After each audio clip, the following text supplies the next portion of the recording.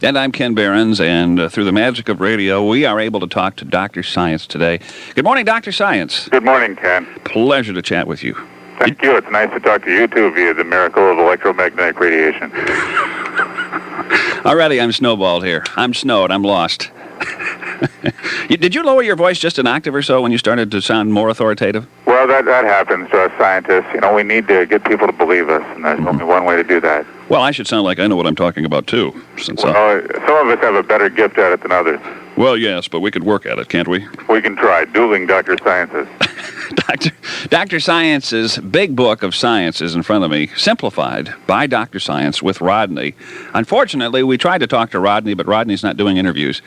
So we have Dr. Science himself on the line today. This is fascinating stuff. I might also mention that you do a little thing on PBS, Public Broadcast. I guess it's not called PBS, isn't it? No, public radio is not called PBS. Public radio is called public radio. Okay, PBS would be the television part of it. Aspect of it, whereas NPR, National Public Radio, is where you are heard. Tell me a little bit about yourself, Dr. Science. When did you get interested in science? Well, as a boy, I was reared in a test tube. Actually, I was one of the first test tube babies, and I realized I had a career in science when I tried to build a rocket ship in my backyard at the age of 8, and it actually took off. It didn't make it to the moon, but it made it to the neighbor's yard, and I realized that I was onto something. Also, my arrogance allowed me to become ineducable, and I was kicked out of every grade school and high school in the St. Louis area. Is this something that happens to most people who are gifted with a science background? Yeah, most people, either politicians or scientists, suffer from extreme arrogance. It makes them hard to get along with. You point out in your book that we have to accept everything you say as fact. We should not question anything. Right. If you spend your time questioning me, it'll just delay your process of education. It'll actually make it futile. So you simply have to surrender to that initial fact, and then it's easy going after that. Yeah. In fact, if I'd have read the first chapter here, I think I would have read that. I know more than you do. You must surrender to this idea right off the bat, or you won't learn anything. Yeah. If anybody has questions, by the way, while we have Dr. Science on the line, we would like to hear from you. I could pose a few from the book, or I could just come up with some off the top of my head. Any question at all is a science question as far as I'm concerned, and our listeners are probably as ignorant as most people, so they can call in, and I will be the balm that will soothe the wounds of ignorance. What a reassuring statement, Dr. Science. 829-2345 is our number, or 1-800-322-9377. I have a question. Why is there air, Doctor? Well, they've tried getting on without air, but people couldn't make it. Air also helps fill inner tubes and made Bill Cosby rich. That's that question. Exactly. There was an album, come to think of it. Why is there air? Do early birds really get the worms, Dr. Science? Yes, they do, and it really irritates the other birds. In fact, there was a strike movement among birds to punish early birds. And now all birds must get up 2 hours later than they used to. That's collective bargaining. Okay. Do you get irritated at the questions Rodney has for you? No, not at all. I rarely get irritated by genuine humility. Okay. I don't know where we're going with this. That's okay. How about this one? Can my 1982 Honda be fixed? No, Hondas are actually made to not be fixable. They're too complicated. The person who invented the Honda, George Honda of Japan, was a genius. Only he could understand his cars, and unfortunately he doesn't work on cars. George Honda? Yeah. He's the one that developed it. First name, but a Japanese last name. I got it. Well, George sounds friendly enough, doesn't it? 9 minutes after 10 o'clock, folks. Anybody have enough guts to ask a question of Dr. Science? Yes, they do. Give us a call, 829-2345. How about light and electricity? Electricity rears its ugly head. Yeah. is the title from one of the chapters, Chapter 3, I believe it is. Care to tell us all you know about electricity, Doctor? Well, the first thing is that electricity is a scam. I mean, the power company is simply selling you used electrons. The electricity that comes into your home and runs through an appliance then runs back into the wall and is sent back to the power company. Yet they bill you for that as if you were using the electrons. So we should all become very irritated by this and demand some kind of retribution, but we don't, because we're apathetic and ignorant at the same time. Mm-hmm. The other thing is, most people don't realize it, that if they don't plug their outlets, the electricity will drip onto the floor at night, and it evaporates and leaves a dusty residue, which then we detect as household dust. Mm-hmm.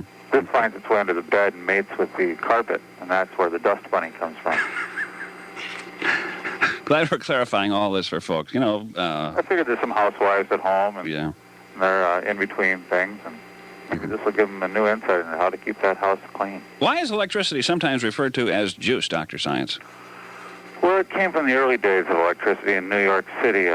Street vendors who sold juice found that smashed up oranges actually carried electricity better than concrete, which is what Edison was originally using, and dirt, which is what Nikola Tesla was trying to conduct electricity with. So the first electricity conduits were made out of smashed orange rinds. Okay. Boy, I didn't know that.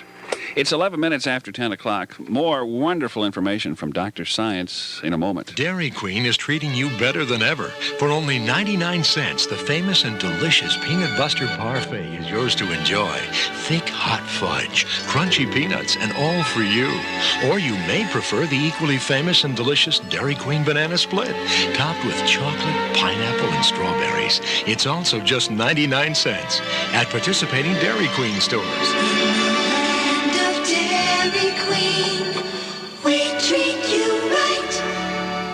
I think the problem with a lot of courses is you deal with one area and you don't really cover the whole spectrum. But Dr. Science, you do it so well in this book.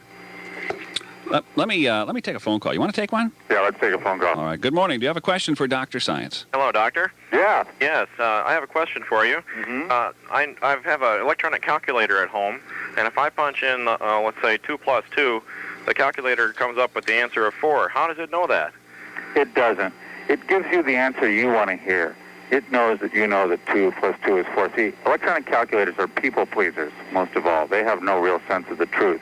If you sincerely believe that 2 plus 2 equals 9, your calculator would show you that. No kidding. I hope that answers your question. Oh, boy, thank you. There's a man with a query that will be able to sleep tonight. Mm-hmm. What happened to slide rules, Dr. Science? They still exist, but they're in homes for the criminally depressed. They became so shot down by the influx of the calculator that many of them tried to commit suicide, and unfortunately that's impossible for a slide rule. I see. Where does styling moose come from? It comes from the glands of the Missouri musk weasel. That's a creature about the size of a skunk that lives in the Ozarks. That's not to be confused with chocolate mousse, which actually comes from the glands of a moose.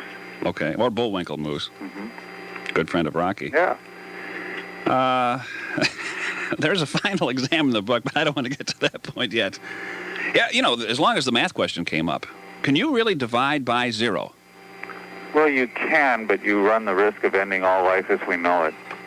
You see, huge forces are set free when one attempts to divide by 0, and an indelible sin on your immortal soul is incurred that can only be relieved at all by full confession of a qualified mathematician.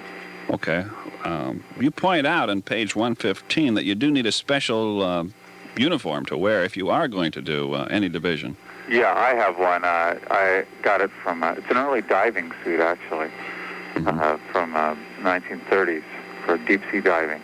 It seems to help, but still, the pain and the muffled roar that I hear through the diving helmet enough to deafen you.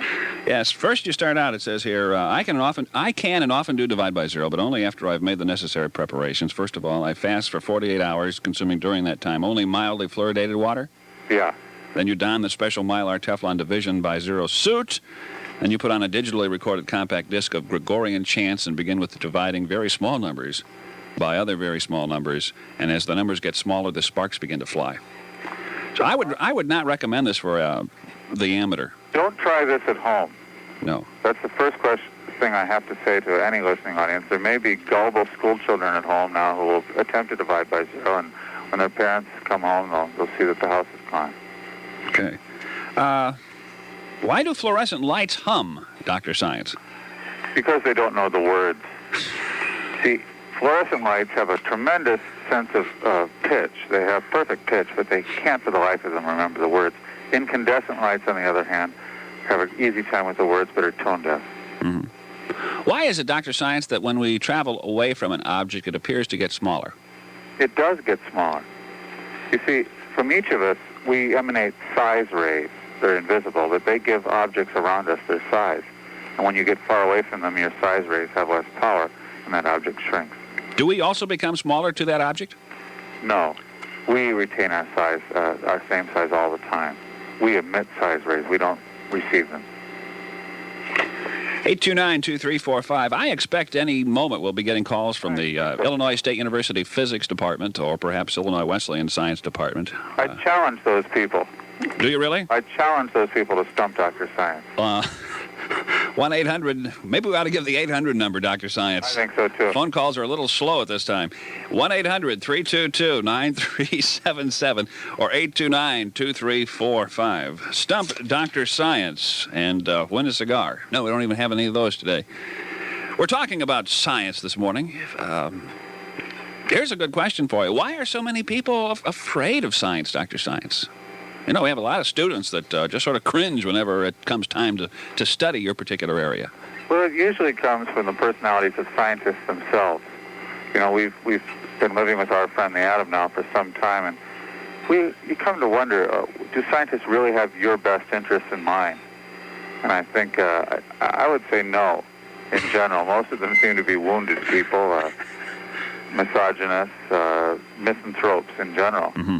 And they really don't really like themselves, much less you. So they're not fun to be around? No, not fun people. Okay. Good morning. You're on the air with Dr. Science. I want to know what causes gas. Thank you. Well, there are different types of gas, of course. There's the gas that goes in your car, which is dead dinosaur grease. And there's the thing we call flatulence, which this person probably suffers from. That comes from an improper diet. Careful, Dr. Science. All things can be solved. See your doctor and tell him Dr. Science sent you. Okay. It is 10:17 in the morning. Dare we go on with this? Sure, yeah, might as well. You're on the air with Dr. Science. Yes, ask Dr. Science, why are manhole covers round? Oh, you can ask me, yeah. Why are manhole covers round? Well, they didn't used to be. In fact, in Europe, they're still square. But in this country, we decided that people were picking up the manhole covers and throwing them at each other. Strongmen were, and they were the sharp corners of any polyhedron were actually inflicting lethal damage. Then people would sue the city. So they found that a round manhole cover was the least lethal manhole cover they could come up with. Sir, I hope that answers it. Well, that's one of the explanations I heard, but it's also the only shape that will not fall down inside its own hole. You can't drop the cover down into the hole. If it was square, you could turn it at an angle and it would fall down. Ah, Dr. Science, do you agree with that? That's smart. Whoever came up with that one was smart. Yeah, a clever guy. Sir, thank you. Welcome. Good morning. You're on the air with Dr. Science. Yes, I wanted to know, this morning you were talking about the tents and touching parts of the tent when it's raining in the water. Oh, we were going to raise that question. Dr. Science, can you ask the question properly, ma'am? I think you can, probably better than I can. Why do when you touch a tent when it's raining, wherever you touch the tent, the water drips through? Yeah, why is that, doctor? Well, rain is very lonely. It wants to be inside the tent with you and snuggle up against you. But it's out there just in the rain by itself. And when you touch the tent, you provide that hello, come inside moment that the rain eagerly accepts. Sort of a magical moment. Of course, you cheat the rain right away and pull your hand away in disgust because you really don't want to snuggle up with rain inside that tent. Thank you, ma'am. WJBC, you're on the air with Dr. Science. Good morning. Yes, good morning, Ken. I have 3 quick questions, and I'll hang up and listen to the answers from the doctor, because I know he sounds like he has all the answers to all the problems of the world. Indeed he does. Yes, first of all, I want to know, why is water wet? And number 2, I want to know why ice is cold. And number 3, I'd like a 1-minute explanation of Einstein's theory of relativity. Oh, the 3 are certainly related, are they not, Dr. Science? They are, because Einstein's theory of relativity had expressly to do with water and the different stages of water. Wetness and coldness in ice, and of course hotness in steam. Hotness? Hotness, yeah, that's a scientific term. Other people call it heat. Okay. But we say hotness is the property of heat. Okay. In science.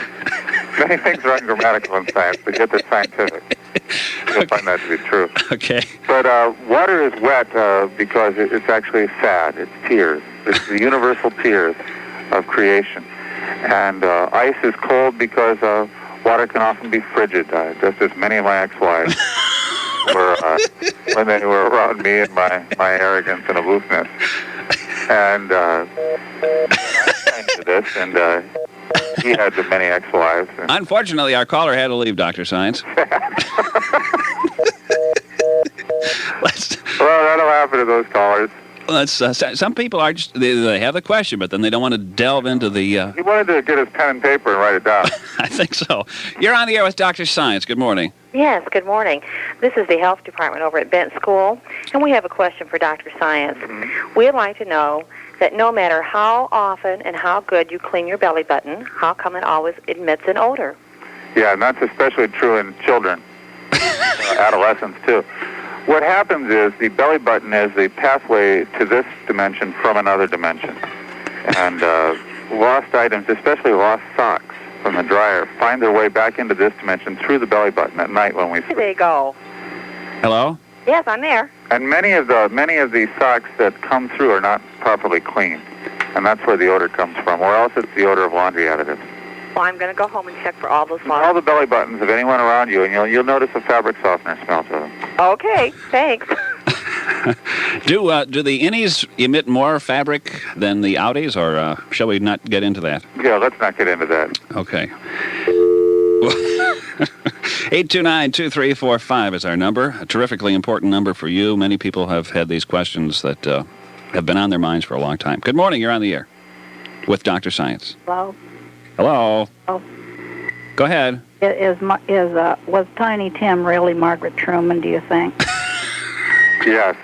When Margaret Truman sang in public and the reporters panned her, she became so embarrassed that she changed sexes and became a yodeling fool who was later on the laugh-in show, I think. But Tiny Tim is still alive. Margaret, we call her, still alive, lives in the island of Hawaii. It's amazing to me the amount of information you do know, Dr. Science. Popular culture, it's all the same. Yeah. Thank you, ma'am, for that. That was a brilliant question, by the way. Thought provoker, I think it was what it was. I'm unable to talk. I'm so impressed, Dr. Science. Thank you. 829-2345 is our very important telephone number. Do you have a few more minutes to spend with us? I do. The experiment in the bedroom is not yet awake, so. I was afraid that you had some time to spend with us. Yeah. 829-2345 or 1-800-322-9377. There is a final exam in this book. By the way, Dr. Science, you can purchase this book, can you not? You can. It's kind of hard to come by some places because the press had to be small to take on such a publication. But you can order it directly from Duck's Breath. I could give you that address. Well, we could pass that along. Why don't we run and tell our students to get their pen and paper? Get your pen and paper and your number 2 pencil. And we can pass that along. Mm-hmm. Why does freeway traffic slow to a crawl whenever you see a car abandoned on the shoulder, Dr. Science? Well, it's the result of a post-hypnotic suggestion by your automobile. You see, whenever your car sees another car on the side of the road, it's overcome by a kind of wistfulness, what the French call tristesse. Mm-hmm. Same feeling that a woman gets seeing Richard Gere play the trumpet, or a man gets watching a woman brush her hair. I understand. Car then puts songs like Slow Down, You're Moving Too Fast, or Stop in the Name of Love on your car radio. Mm-hmm. And then most people, of course, react to that post-hypnotic suggestion and do slow down. Dr. Science, we'll get back to the phone lines in just a moment. I have another question, though. What would happen if you cleaned your self-cleaning oven? Well, again, you'd run the risk of not only ending all life as we know it, but losing your immortal soul.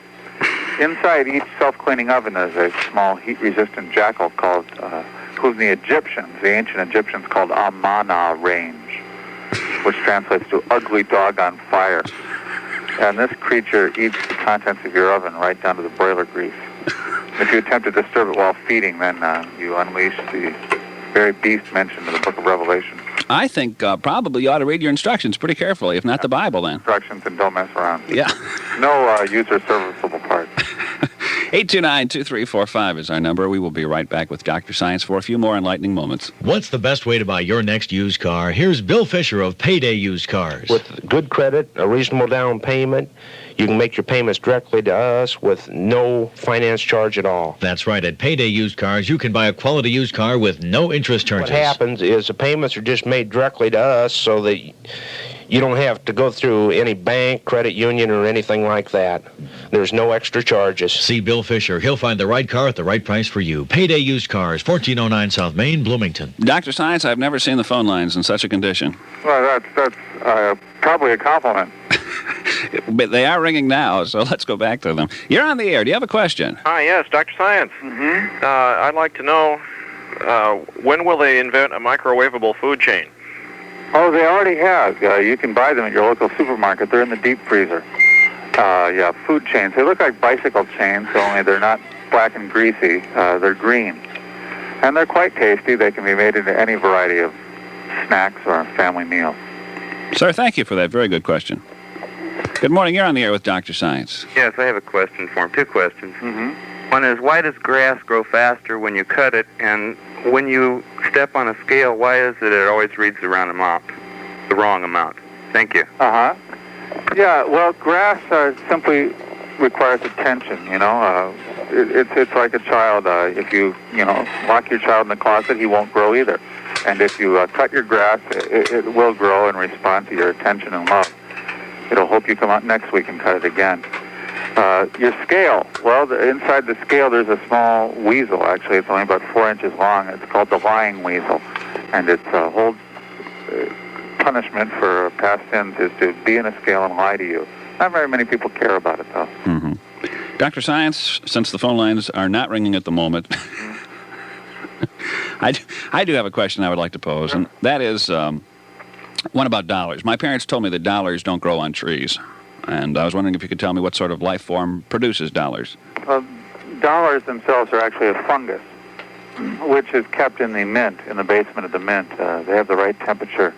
It's cool down there, and the fungus, the dollar fungus, can grow, and then is smashed down into a very thin paper-like form. If you smell money, paper money especially, you notice it has a musty odor. Kind of smells like a basement. Mm. And that's why it's a fungus. Okay. You do a famous radio program, and you do get a lot of mail, don't you, Dr. Science? I do. I probably get 100 letters a month. What do you do with all those letters, Dr. Science? I incinerate them. They're too stupid to read. But I glance at them before I incinerate them and glean what needs to be known. I put this information into my computer, the Fact Finder 2000, mm-hmm. and then the answers come out. I then record the answers the computer gives me on special spools of titanium wire, which is the only way I will record. I'm impressed. Using a microphone the size of a refrigerator. Boy, that's impressive. It's high-tech radio. Good morning. You're on the air with Dr. Science. We used to ask whatever happened to Sonny Tufts. Do you know whatever happened to Evelyn Rudy? I'm sorry, Evelyn Rudy was one of my ex-wives. I don't really know what happened to her now. I get a letter from her lawyer every once in a while. Which he incinerates, I assume. Yeah. Yeah. Without putting it into the computer. Okay. Hello. I knew who Evelyn Rudy she's talking about is. Oh. Well, maybe there may be more than one Evelyn Rudy, yeah, for all we know. Can you tell us one bit of information about the scientific community in which you live, Dr. Science? I wonder if it's different than other communities. Well, it's a little more dismal than most. You see, you have to actually be a certified scientist in order to rent or own in the scientific community. It's an area located in Bethesda, Maryland. It's some government-looking buildings, kind of unattractive. They look a little like army bunkers from married student housing. Yeah. And, the scientists are always in the lab, so it's a kind of a lonely place. You hear the weeping of neglected children and the sighing of mothers who are... So you don't want to live there. Okay. I'm getting lots of phone calls now. I wonder, should we take two more and then let you go? Yeah, that'd be fine. You're so kind to be with us, Dr. Science. Thank you. Good morning. You're on the air. Hello. I'd like to know how a thermos bottle knows when to keep cold things cold and hot things hot. Oh. Yeah, well, those are properties of the genie thermal. who lives inside your thermos, and that's his only job, is to decide what's hot and what's cold. Now, that's a bit of a come down from his former jobs, which included crop damage and household mischief, but he was demoted. Thank you. Thank you very much for your call. And you're on the air with perhaps the final question for Dr. Science. I feel so fortunate. Can you please tell me what makes a boat float? And don't include any kind of ice cream in there. Ah, very, very, very smart. Yeah. Yeah, boats are, boats. Boats are actually made out of water themselves, but they're anti-water. And as we all know from elementary physics, if you bring a particle and an anti-particle together, they form a reaction. There's a small reaction going on between the boat, which is made out of anti-water, and the water, an avoidance reaction. Is this also something that's carried on the Enterprise, or is it just particular to boats? On the USS Enterprise? Yeah, it's done on a larger scale because it's a larger boat. I see. Mm-hmm. What would happen if you threw in a bar of soap? Yeah, the whole thing would sink in a matter of seconds. Okay. So soap is illegal on most Navy frigates. That's why sailors smell so bad. Sir? I appreciate it. It has nothing to do with their belly button, does it? No, that's a different... Or naval maneuvers. Ah! Well, we've got a connection here. It's all coming around. We've got unity. Dr. Science, it's been a real joy. Well, thank you. It's been an experience. If people want to get a hold of the book and cannot find it in the bookstores, you don't need a science teacher to study your book. No. You can write for it, can you? You can. You can write directly to Duck's Breath Mystery Theater, and that's Post Office Box 22513. San Francisco 94122. You send them $7.95, they'll send you that book post-paid. $7.95 to Duck's Breath Mystery Theater, Box 22513, San Fran. 94122. I just remembered something. I have a cousin who lives in Bloomington, Illinois. Really? Her name's Claire Coffey, and she's studying library science, which is almost a science, in the graduate school there. Is that right? So if anybody's listening, you know Claire, say hi to her. We will do that. Okay. Till next time, Dr. Science, thank you so much. Thank you.